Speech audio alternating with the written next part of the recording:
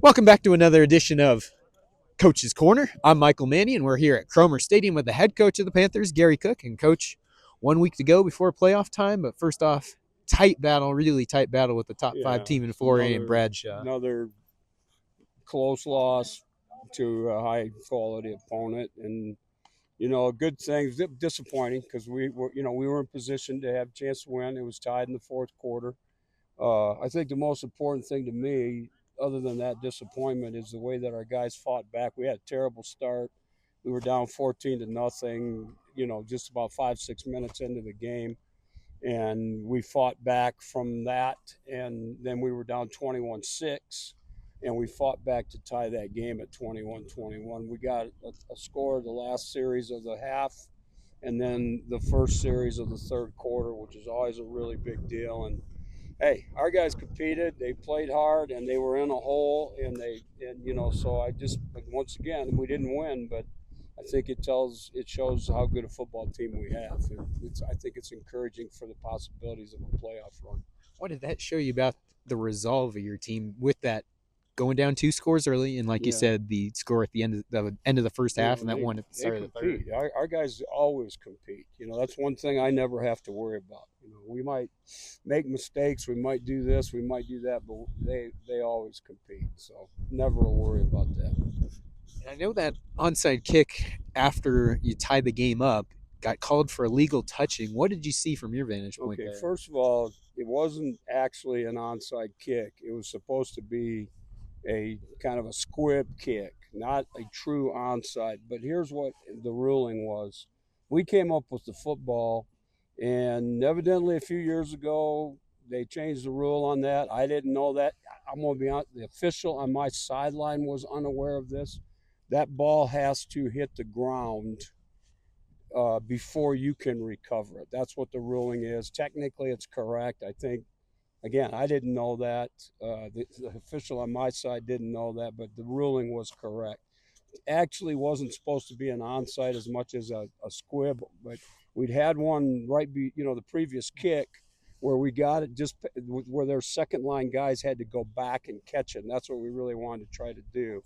So anyway, we came up with the ball, but we didn't get the ball. So yeah, Well, another short week yeah. this week, but it's a rivalry game against Flagstaff. What are you keying in on this week? Well, okay. First of all, the short week doesn't matter as much at this point in time as it did early in the year. At this point in time, you can handle a 3-day game week.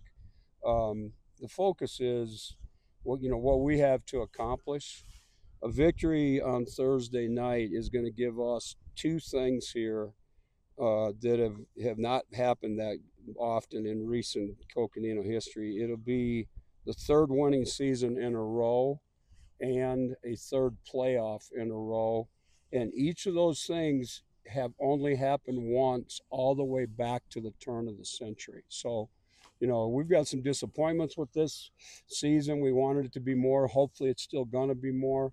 But a victory Thursday, hey, third winning season in a row. You got to go back to before 2000, other than one time Coach Lapsley's team did it. Same thing with the playoffs, third playoff in a row. So those are legacy things in the program. You're going back 25 years, you're doing something that's only been done one other time. So that's the big focus, is to not let those things escape, and still do what we can to ensure the possibility of a home playoff game. So that's the focus, and just play football. We've got a good football team. We just need to do our jobs, but those goals are what are motivating us right now. New AIA rankings today had your team at 14. How do you like the chances of a home playoff game? I think if we win, I think we're in good shape. It's not an absolute guarantee, but if we win, there's some other really interesting matchups where people right above us and right below us have to play each other. So I think there's going to be a scrambling of what happens next week. But I'll be surprised if we win that we don't get the home playoff game. So the way we're looking at it right now. So Flagstaff's, dealt with some injuries this year, have had some challenges. What do you make of this year's Eagles team? Well, I think the last couple of weeks they've been better. They played Prescott reasonably well, and then they won last week against Mingus. So they've been decimated over there, and it's been a tough gig for them, but tough year for them. But they've shown some signs the last couple of weeks. It's a rivalry game. Anything can happen in a rivalry game. You can't take it lightly. So what we're saying is you go in, you beat Coconino, and then we'll be fine. But you got to go beat Coconino.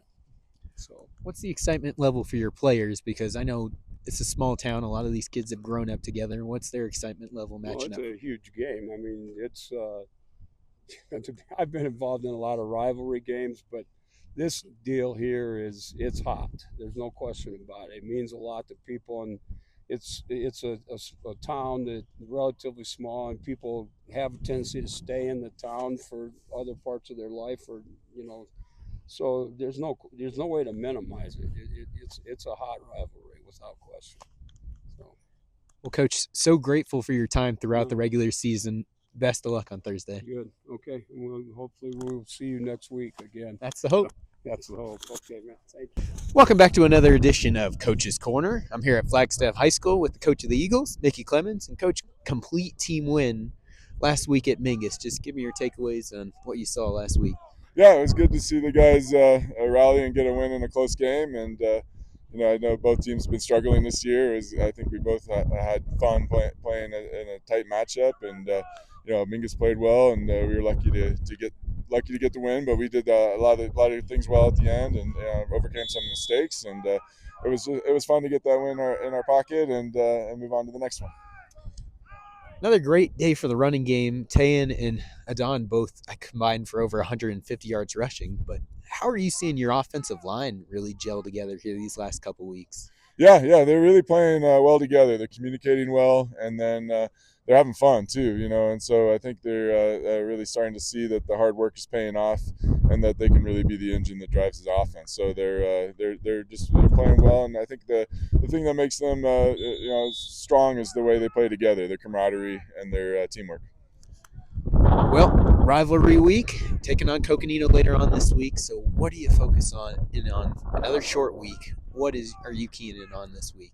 Yeah, we got a lot of work to do in a short amount of time, and with Coconino having a good season, playing strong, we know we got a challenge ahead of us, and I think these guys are excited to go out and put their best foot forward. And we still haven't really played a game that we feel like is up to our potential. So it's really trying to reach that here in Game 10 and give this the best shot we got. And so rivalry week, anything can happen, and we're hoping to have a good performance where everyone in Flagstaff can be proud of both teams when this game is over. And so we're excited to get on the field with these guys. A lot of them grew up together, or they all grew up in the same town, but a lot of them grew up playing sports with each other on the same team in a lot of cases. And there's some good friendships across the line of scrimmage, and hoping to make it a good celebration of football here in this great city of ours.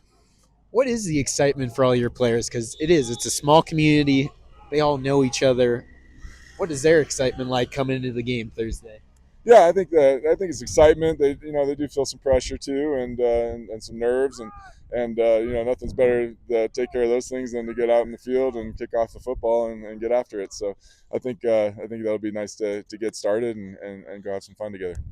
What stands out to you most about this year's Coconino team? Yeah, I think they've showed a lot of resilience. I know they've overcome some adversity as well throughout the year, and it looks like from talking to coaches, and they've really bound together and played well, and just a ton of talent on the field, and like always, they play good physical brand of football, and a balanced offense. It's giving a lot of people a lot of troubles, and their defense really swarms well and finishes play strong. And so we're really impressed with what they're doing. What are your keys for Thursday for your team? What are you hoping to see?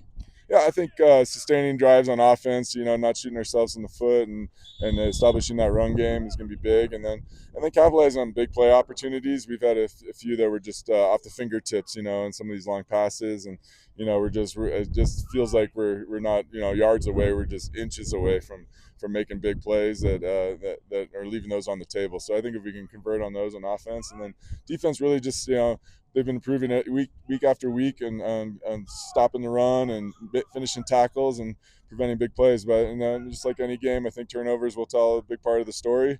And then yeah, just trying to really go out there and play our brand of football, and Coconino play their brand of football, and we'll all have fun together and have a great competition.